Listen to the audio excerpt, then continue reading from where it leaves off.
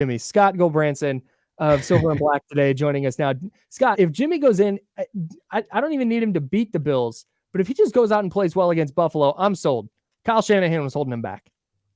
Yeah, we'll see what happens. I mean, listen, I wrote a piece up on sportsnaut.com today talking about sort of his leadership style, because that was a question yesterday during media availability around, what is his style, and it's being authentic, which we know from his days in San Francisco.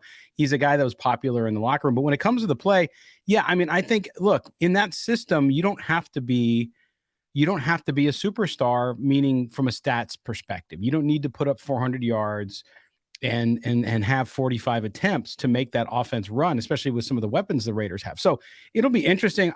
I'm with you though. I think the game in Buffalo, I did a show in Buffalo yesterday, and they're like, well, how close do you think the Raiders have any chance of winning? And I was like, yeah. And in fact, I would take the Raiders and the points in betting it, because I just think it'll be a closer game than people think. I think the Bills are struggling to find themselves a little bit, and it doesn't get fixed in 1 week.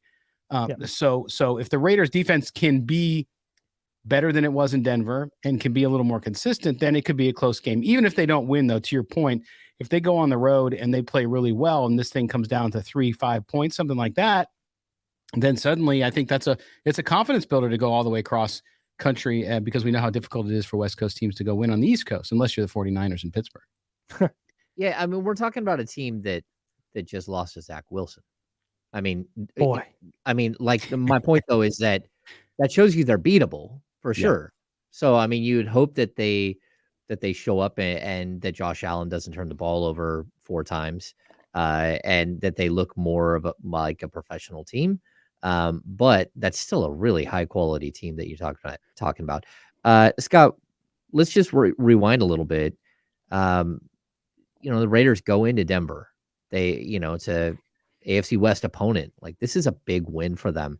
And I don't care who the Denver Broncos are. I don't think we know who they are yet. But for right now, that was a big win for the Raiders. Yeah, I would agree, especially with the roster turnover there's been in Las Vegas, right? You didn't know what you're getting. I mean, you start with the quarterback, of course, but then you look at the defense, a lot of new bodies on defense, and it was mixed results. It got better in the second half, which is what helped them win. And I think it's a testament to, as well as we've talked about with you before, which is it's the culture. Like, how is this culture? I mean, last year we had a good on our show. We had a good guest who's like, hey, does this team win this game last year? And I think the answer is no, because I think the Raiders, remember, they lost 7 games by less than 2 scores. So, or 1 score, excuse me. So within a touchdown, right? They lost all those games, including games they had huge leads in, which we can talk about coaching another time. But it shows some, I think, mental toughness and some real resilience. And that came with some roster turnover. And so I think that it is a big win for them. Some people were kind of slighting it. Well, Denver can't figure it out. They're just blah, blah, blah.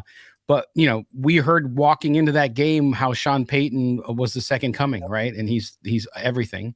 But he couldn't beat the Raiders. He starts the game with an onside kick. So it was a big win for them. And certainly, especially for a team with so many young players on it. Talking to Scott Gulbransen, Silver and Black Today is the podcast.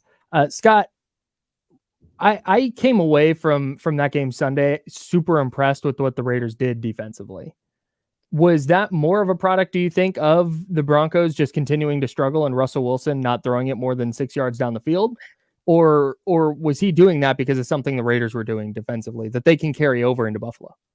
Well, I think it was a tale of two halves. I mean, in the first half, I wasn't as impressed with the defense. In some parts, yes, but overall, no. And they still had trouble rushing the passer up the middle, because if you look at the first half, Russell Wilson was able to get out of the pocket and create, and so they couldn't do that. So you can't get Max Crosby going.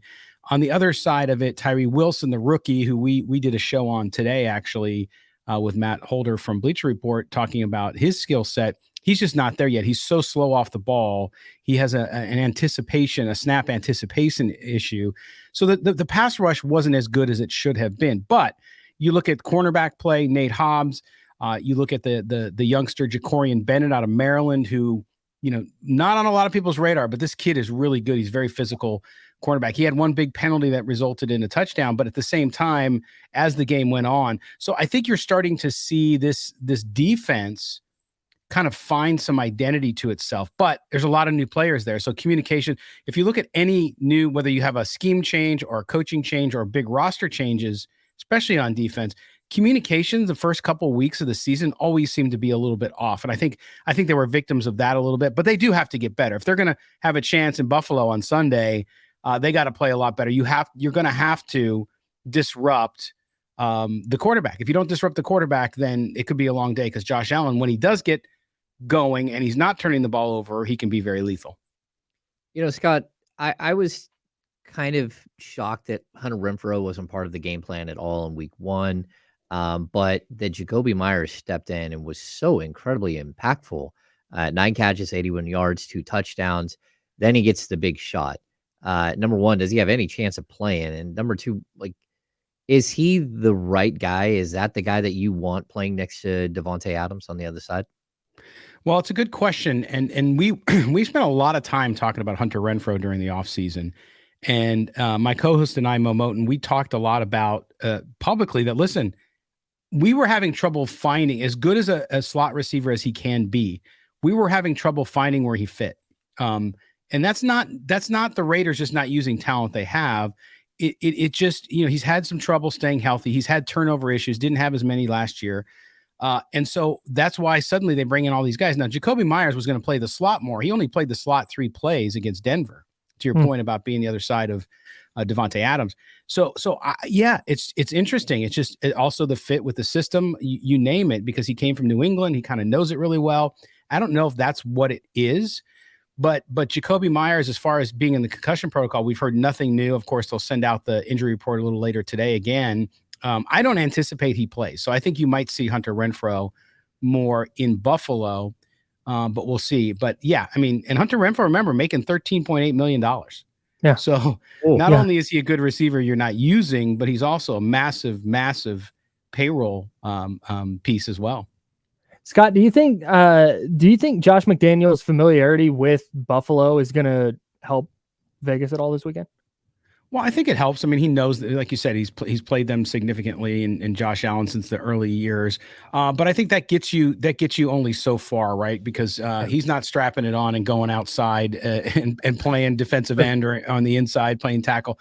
So I do think, I mean, look, you're familiar, as coaches, what people do and sort of their tendencies. So from a coaching perspective, I certainly think it helps, and it's probably been helping them coach up their guys, the defensive players on the Raiders, to be ready for it. But at the end of the day, you're going to have to just stop that offense. And the Bills defense isn't bad either, right? I mean, they're a pretty good overall team, as you said. So I think it's going to be rough going either way. And I don't think Josh McDaniels has a significant leg up because he's played them so many times, but certainly he knows the environment. He knows what it can be like if the Bills start going and that crowd gets going crazy. So I'm sure he's going to try to limit that as much as he can. All right, you're listening to The Insiders here on ESPN 1320. Scott Gulbransen from Silver and Black today. Scott, I don't want to keep you all day, but when I look at the Raiders' schedule, you come out a huge game against a division opponent on the road. Game 2, all the way to New York to go play Buffalo. I mean, the schedule makers didn't do them any favors at all.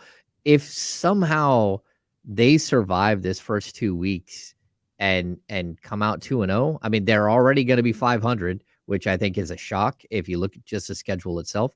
But what does that say about this team? It's a good question. And I think we'll learn a lot about them on Sunday, right? To your point, if they can sneak out a win in Buffalo, think about the confidence level. I mean, you guys cover athletes, how a good team sometimes doesn't play as well as they should. But man, when they start getting on a roll and they just feel it and the confidence in the building grows, then suddenly they can be overachieving beyond what people expected. So even if they go to Buffalo and lose and they can come home, they got a big game at home, obviously, in the division, their first home game, but 3 of 4 on the road. If you can go to start the season where they're at and come out of that 500, that would be great. But if they can come out one game above 500, then I think people start to take notice. And I also think that if they go and they somehow could beat Buffalo, then people are going to say, okay, well, maybe we were wrong about the Raiders. Maybe the Raiders, remember, a lot of people nationally are picking them guys to win 3 or 4 games. I mean, that's how bad some people thought the Raiders were going to be. And we don't know, right? It's only been 1 game. But so I think this early season with a team like they have, where they're rebuilding the defense, they have some young pieces in place. They're all big. They're all big, especially early, to get on that roll, to get that confidence going. All right. That is Scott Gulbransen from Silver and Black today. Thanks for joining us, Scott. We'll see you next week, hopefully. Yes, we will. That's right. That's right. All right.